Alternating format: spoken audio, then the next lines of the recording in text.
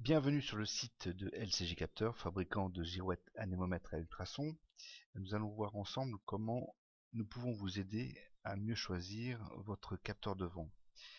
Pour cela, nous avons mis à votre disposition un formulaire qui va vous permettre de rentrer tous les paramètres de votre installation actuelle et de nous donner tous les renseignements nécessaires aux meilleurs conseils. Donc dans ce formulaire, il vous suffit de rentrer votre nom, votre email ici, votre localisation et ensuite de rentrer les matériels qui sont à bord de votre bateau. Le lock, le speedo, vous pouvez choisir parmi la liste.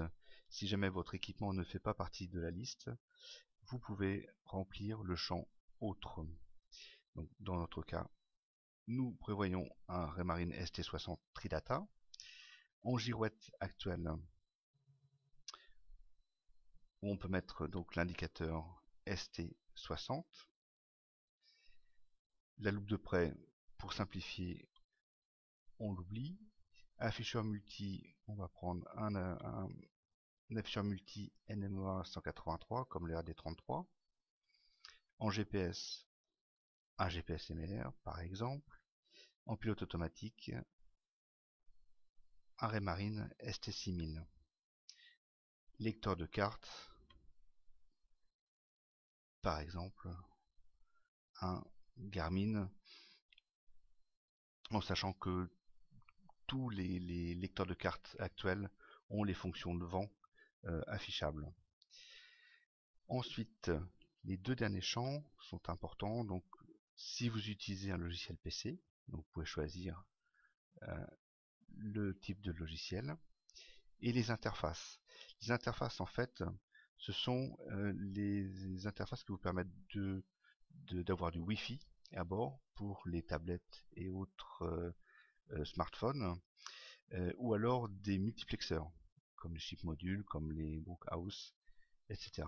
Là, dans le cas d'espèce, on va choisir un chip module qui fait multiplexeur et Wi-Fi. Voilà. Interface 2, c'est pas la peine pour le moment. Ensuite, c'est la partie la plus importante. Donc là, maintenant, on a nommé les différents appareils qui sont à bord.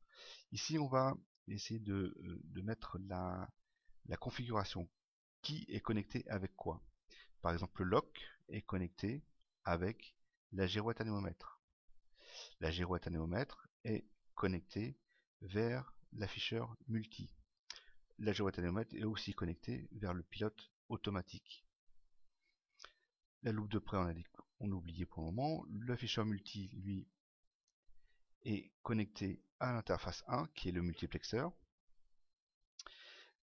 Donc le GPS, lui aussi, est vers le multiplexeur. Le logiciel PC est aussi vers le multiplexeur, vers la sortie.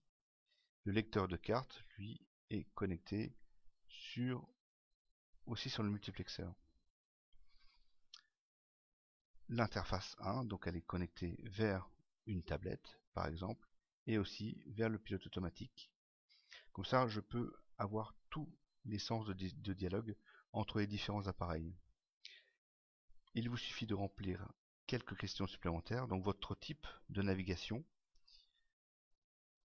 donc croisière côtière, croisière hauturière, régate ou bateau moteur. Éventuellement, vous pouvez mettre votre sondeur si vous en avez un, car quelques sondeurs ont des entrées NMEA 183 et la possibilité d'affichage des données vent. Le radar pour les mêmes possibilités. Avez-vous besoin de la direction de vent géographique si par exemple c'est pour une application de bateau comité? Dans ce cas, ça sera oui, et il faudra rentrer le type de compas que vous avez actuel si vous en avez un. Vous pouvez ajouter des commentaires, vous calculez la petite question bête et vous nous envoyez le formulaire. Dans les quelques jours qui suivent, nous vous répondrons en vous proposant la meilleure solution pour votre installation actuelle. Voilà comment fonctionne cette page très utile.